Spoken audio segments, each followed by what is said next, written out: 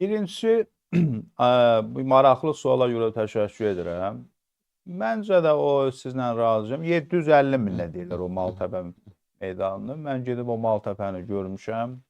Bu meydanı Anadolu tərəfdədir. Bizim kimi bir Maltepe İstanbulun içində bir rayondur, yəni ilçədir.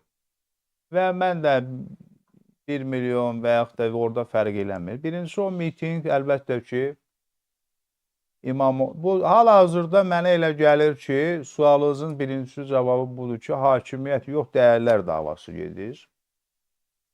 İkincisi, ikinci planda erkən növbədən kənar seçki aparılması gedir. Çünki müxalifət Erdoğanın zəif nöqtəsini görüb. Düşüb ki, indiki situasiyada, indiki seçki olarsa qalib gələcəyini bilir, ümid edir, arzu eləyir. Və 31 mart bələdiyyə seçkilərində CHP ilk dəfə birinci partiya çıxdı, qalib gəldi. Ondan sonra CHP'nin lideri, yəni genel sədri Özgür Özel, bilirsiniz, normallaşma bir prosesi başladılar və bu Maltepe mitingindən ümumiyyətlə 19 mart hadisələrindən sonra bu normallaşma prosesi demək olar ki, bitdi və Türkiyə cəmiyyəti daha da qütübləşdi, radikallaşdı. Ona görə də hal-hazırda Türkiyədə iki proses uğrunda mübarizə gedir.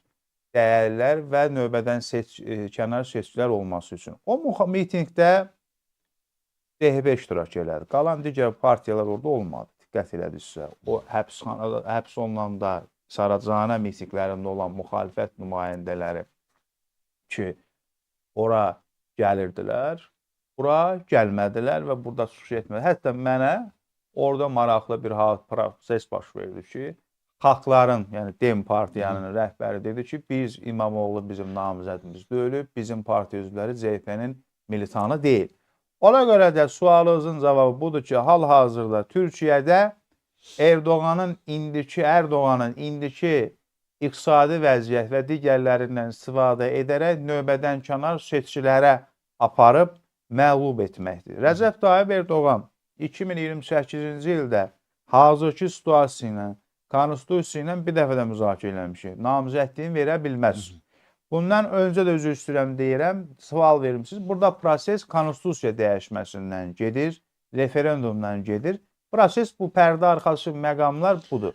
Amma ümumi olaraq müxalifətin imza kampaniyasına gələk. Birinci siz veriş başlamamışdan da öncə dediniz, konstitusiyasına da baxılıb, bu nə qədər imza yığılacaq və o imza ilə növbədən kənar seçkilər olacaq, bu Türkiyənin konstitusiyasına müəyyən belə bir təsbit olunmayıb.